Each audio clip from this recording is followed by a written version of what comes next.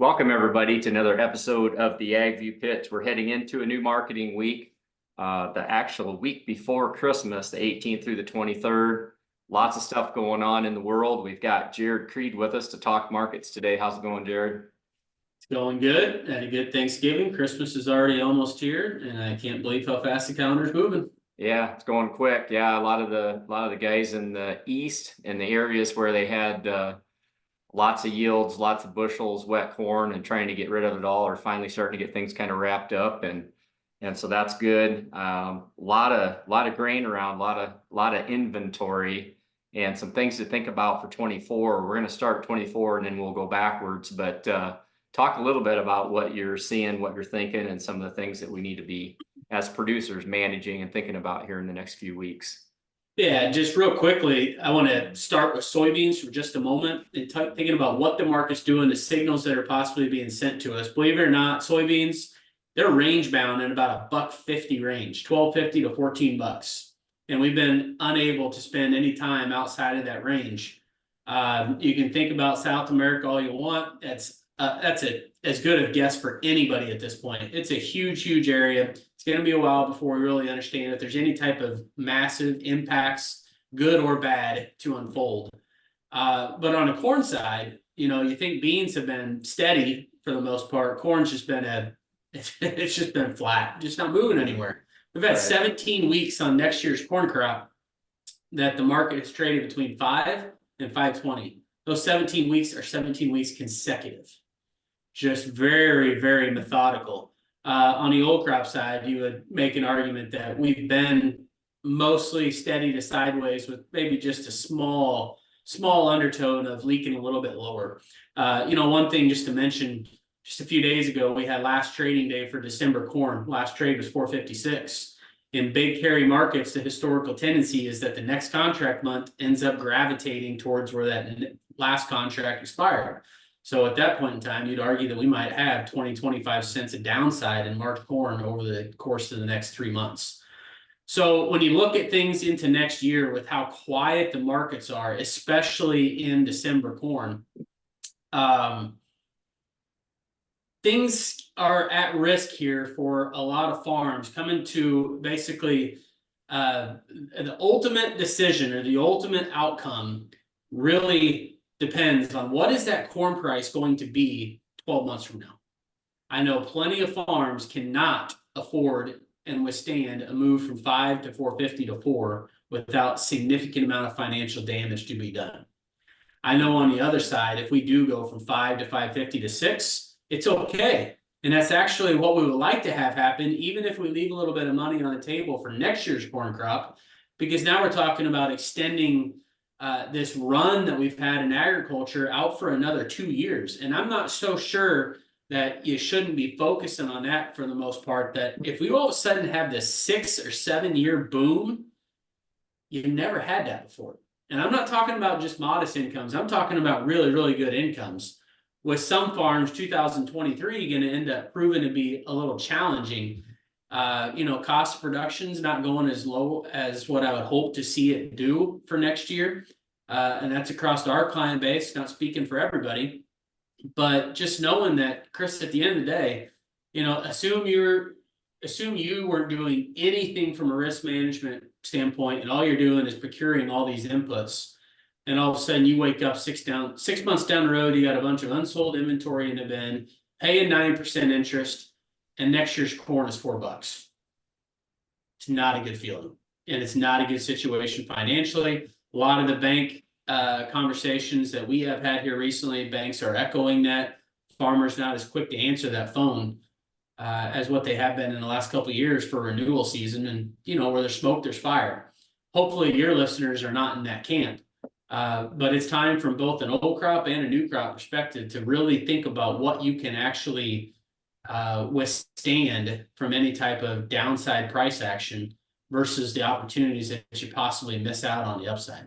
And I challenge anybody, there's just nothing in the market today to really drive a solid decision that corn should go one direction or another in a meaningful fashion anytime soon. In the January quarterly stocks report, final production, that's probably the first big needle mover that we need to watch for.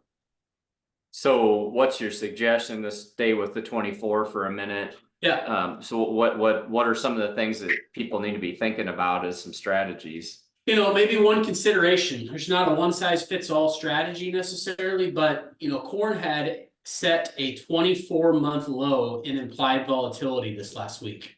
And you can't argue with that. That is a factual value of price insurance. Nobody's concerned about the market moving higher or lower. But you take a look at it next year and still seeing next year's corn being above $5, spending all this time between 5 and 5.20, almost lulling us to sleep, that I can actually come up with a lot of valid reasons that several producers should be 60 to 75, 80% hedged out on next year's crop. And I'm not a big believer in talking about you need to be this certain percentage sold. This belief is based upon what type of price coverage you can achieve given the low implied volatility. Basically meaning price insurance is cheap. You can cheap relative to where it's been.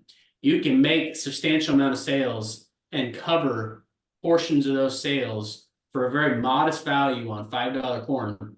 That if we do go from 5 to 4, the option premiums that you spent money on is going to be the last of your concerns. On the flip side, if we go to 5 to 6, great, you're still in the market. Now you got more decisions to make to continue to market that crop.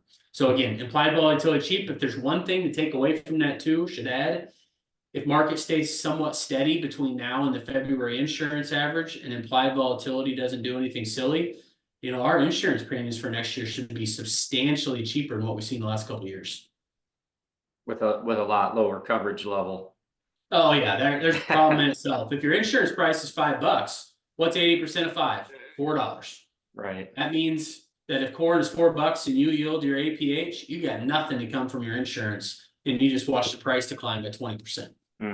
Yeah, that's where I think, you know, paying attention to what you said there and trying to figure out, you know, where these break evens at, getting that cost of production dialed in and kind of coming up with a reasonable margin target. And I want to wrap up with some of that conversation. But before we do, there's kind of three things. The first thing was the 2024 opportunities, thinking through some of the things there to kind of manage that. The next one I want to hit on of the three things, number two, is there's a lot of bushels sitting out here of 23 crop.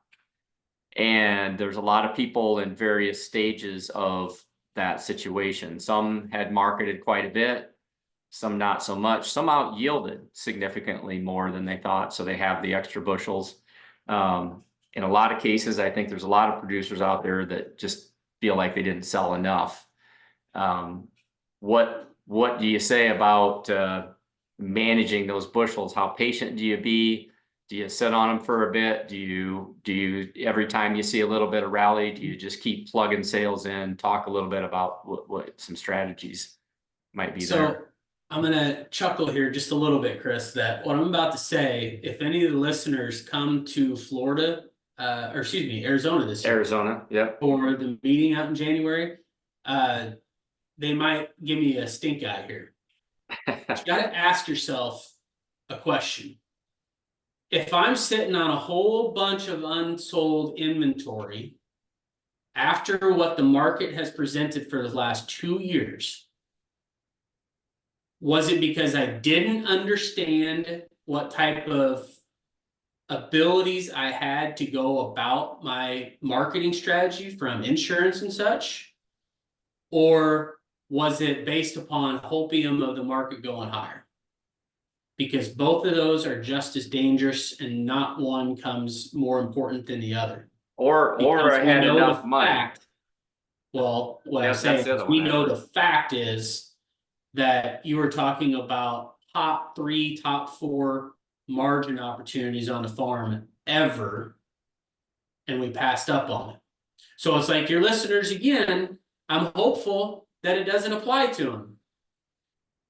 If you're sitting there thinking that, oh God, he is talking about me, find me. Let's talk about that. You have to understand what you have at your disposal. And now the game has changed again, that we have to be realistic with ourselves. I can't make these decisions based upon what I think the market is going to do. I have to react to what the market opportunities are right in front of me today to make sure that my farm moves forward in the right direction next year. And again, I think we are on a precipice. I am seeing land deals come up multiple times a day. Multiple times a day, I'm fielding calls about I can rent this, I can buy this in multiple different states. And it's because people are getting pinched. It's not all from just people stepping away from farming. There's people getting pinched. And you don't want to find yourself being one of those because, again, we're on that precipice. If we go from 5 to 4, or if we go from 13 to 10, I don't know if I have a strong conviction on beans. I just know that a 10 to 20% drop in the corn market from present day recording this, we are looking at a repeat of 2014, 15, 16 tough farm financials. And throw on top of that 8 to 9% interest currently, with the hope that interest rates are going to come lower over the next 12 to 18 months, but they're not going to go from 9 to 5. We're still going to be left holding the bag on high input costs and higher than what we've been accustomed to interest rates, and that eats a guy alive in a hurry.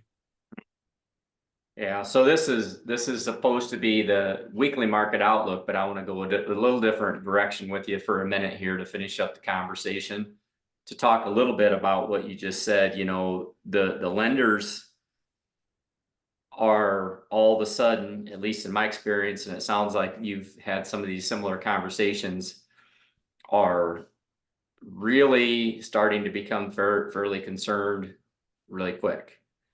And it has to do with, where is the money? Where is the working capital going? Where has it gone? I've talked to a number of producers that do a great job of marketing, and the working capital is gone. You know, I mean, that part of it's spending, part of it's marketing, part of it's yield, part of it's insurance levels, part of it's where they ended up yielding.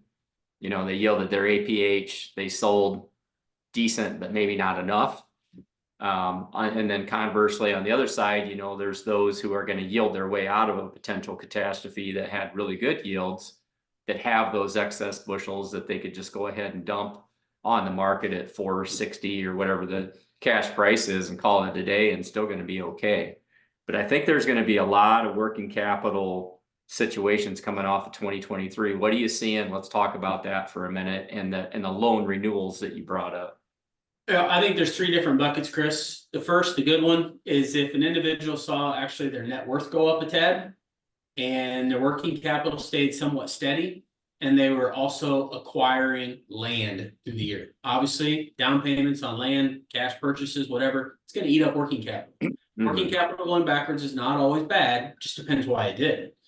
And then there's another bucket that maybe a guy's staying steady on a land mass, not adding additional expense from an acre perspective, and their working capital really didn't move much, and their net worth didn't move much.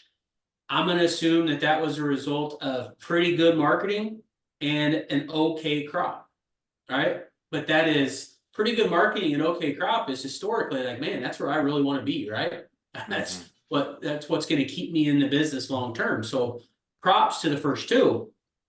But if there's situations out there that there wasn't land growth, and even worse, land reduction, and working capital goes backwards, it's the verdict of holding on possibly to too much of last year's crop for too long.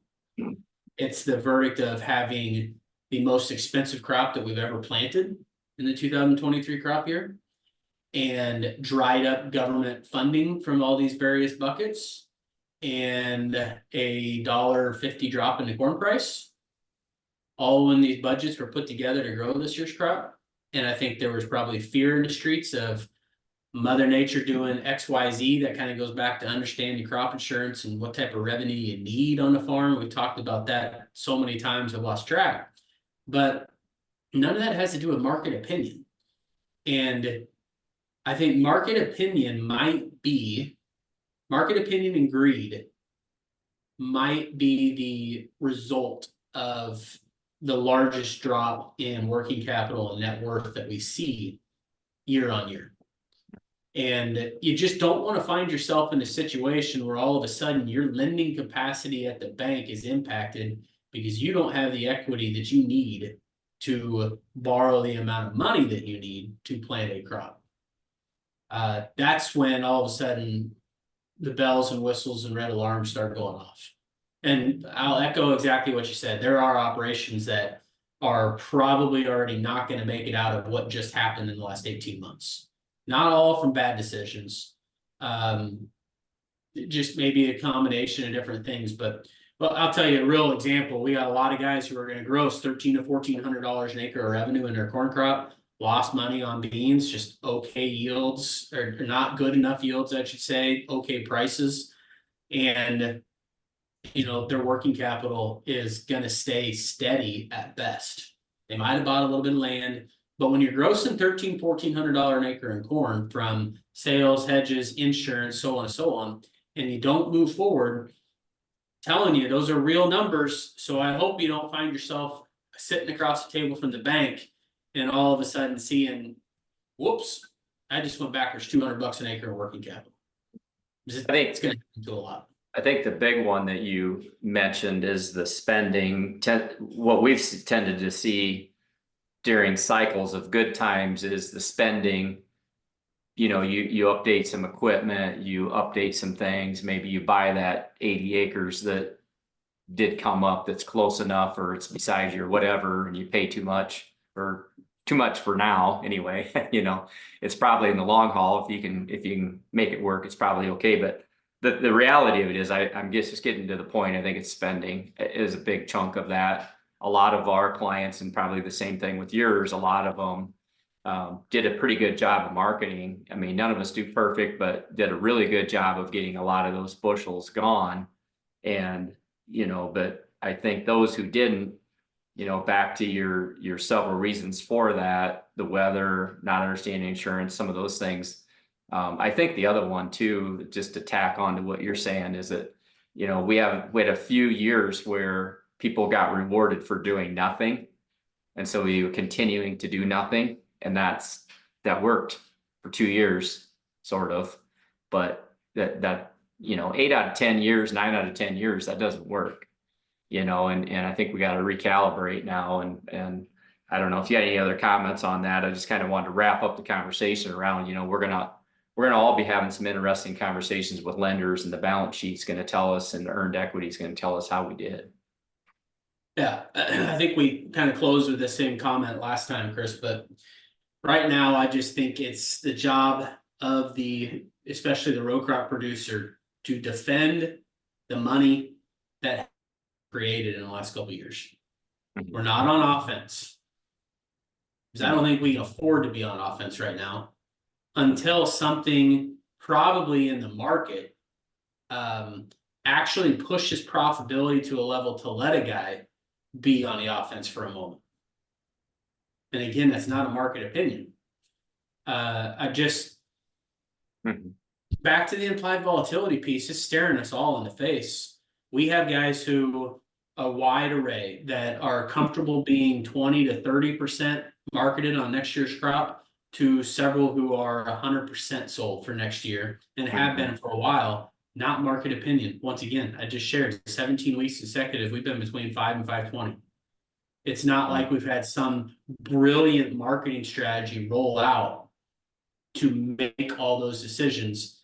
What was happening is getting awareness of what our cost is going to be and what type of situations unfold over the next 12 months. That was more important to their bottom line, to make sure they're going to take a step forward no matter what. Everybody's situation is different. Everybody wants to make a different amount of money, but sometimes what we want and what we need is wildly different. Yeah, sometimes, like you said, you have to defend your position instead of I think that catches the masses. And if there's one suggestion I had right now, I would be heavily dependent on having lots of conversations with the accountant and the banker now. If you don't do it typically for another 60, 90 days, I highly encourage you to do that sooner rather than later, if possible, to at least start getting some projections. Mhm. Because I think you and I share the same pet peeve of getting to the end of the year to deal with the banker and the accountant to find out how you did the last 12 months. Don't do that. Yep, for sure. Well, hey, I think this has been a great conversation, a little off target from just the markets, but I think these conversations are probably more important than market sentiment, all those kind of things. I mean, we have to be disciplined. We got to make decisions. We got to manage margins, and we got to stay in business. And sometimes it's not all about offense. You got to play defense too. So I really like that message. So really appreciate your time today, Jarod. You bet. See you in January. Yeah, we'll see you in January in Phoenix, and we'll also have you back probably before that to kind of see how things are going. The beginning of January might be interesting. Hopefully, might be some opportunities there to clean out that 23 inventory. So we'll have some conversations and see if we can price some more bushels out of our hands. So with that said, thanks, Jarod. You bet. All right, thanks everybody for listening. We'll catch you again next time on the Ag View Pitch.